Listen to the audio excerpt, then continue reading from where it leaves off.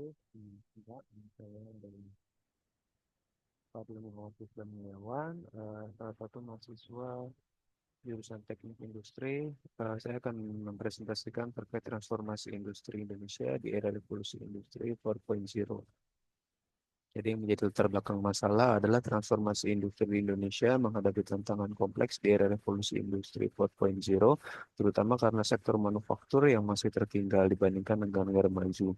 Ketergantungan pada model produksi konvensional yang tidak efisien, serta konsumsi energi industri yang 30% lebih tinggi dibandingkan negara tetangga.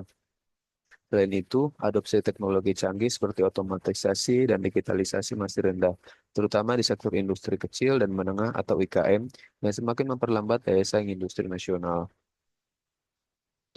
Jadi faktor-faktor yang memperlambat transformasi industri di Indonesia adalah sebagai berikut. Yang pertama adalah rendahnya investasi dalam research dan development atau 0,2% dari PDB, di mana research dan development atau penelitian dan pengembangan adalah aktivitas yang dilakukan untuk menciptakan inovasi, teknologi baru, dan peningkatan produksi atau proses produksi.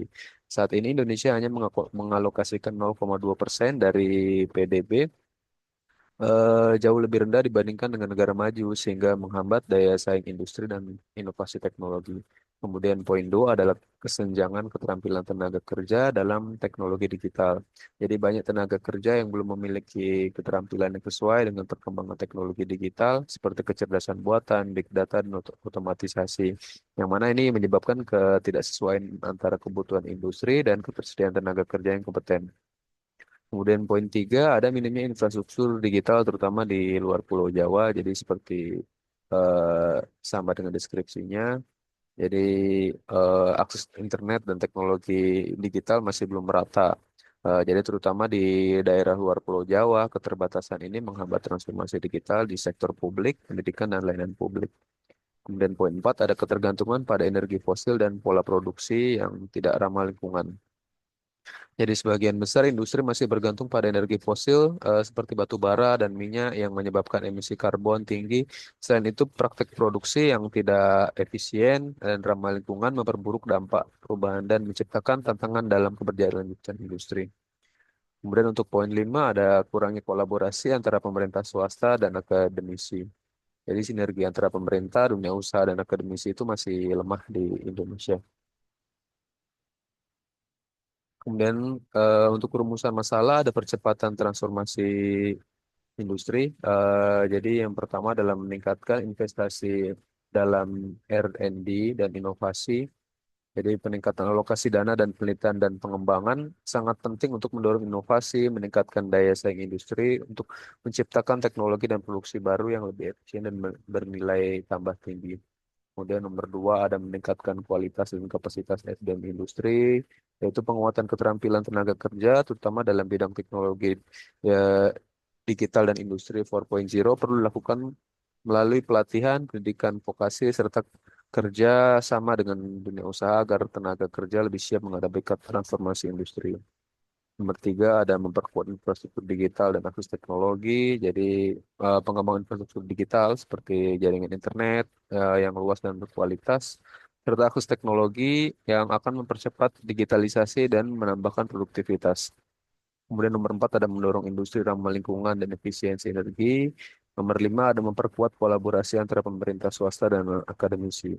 Jadi pemerintah swasta, akademisi semata-mata jadi bersinergi dengan berbagai pihak diperlukan untuk mempercepat inovasi, mendorong kebijakan industri yang lebih adaptif, serta menciptakan ekosistem riset dan teknologi yang lebih kuat dan terintegrasi. Kemudian untuk rumusan masalah dan solusi, masalahnya adalah minimnya investasi riset dan pengembangan, dan solusinya adalah meningkatkan anggaran R&D dan insentif pajak. Kemudian masalahnya ada industri hanya mengalokasikan 0,2% dari PDB untuk R&D. Solusinya adalah mendorong kerjasama industri dan akademisi. Kemudian ada ketergantungan pada teknologi impor dan solusinya adalah membentuk pusat inovasi industri nasional. Kemudian untuk masalah dan solusi, kesenjangan keterampilan tenaga kerja, di mana masalahnya adalah banyak tenaga kerja belum memiliki keterampilan digital dan solusinya adalah meningkatkan program pelatihan dan sertifikasi digital. Kemudian ada masalah kurangnya pendidikan vokasi dan pelatihan industri berbasis teknologi dan solusinya adalah mengembangkan pendidikan vokasi berbasis teknologi. Kemudian yang terakhir adalah masalah ketidaksesuaian keterampilan lulusan dengan kebutuhan industri. Solusinya adalah menjalin kerjasama global untuk pelatihan tenaga kerja. Jadi kesimpulan yang bisa ditarik adalah Indonesia memiliki potensi besar dalam transformasi industri, sumber daya, alam melimpah, dan ekosistem digital yang berkembang. Jadi dengan pemanfaatan yang tepat, negara ini dapat meningkatkan daya saing global dan mempercepat pertumbuhan ekonomi. Kemudian tantangan utama atau hambatan utama dalam industri 4.0 di Indonesia, jadi ada meliputi rendahnya investasi dalam R&D, kesenjangan keterampilan tenaga kerja digital, infrastruktur yang belum merata, dan ketergantungan pada energi fosil. Serta yang terakhir adalah kurangnya kolaborasi antar sektor.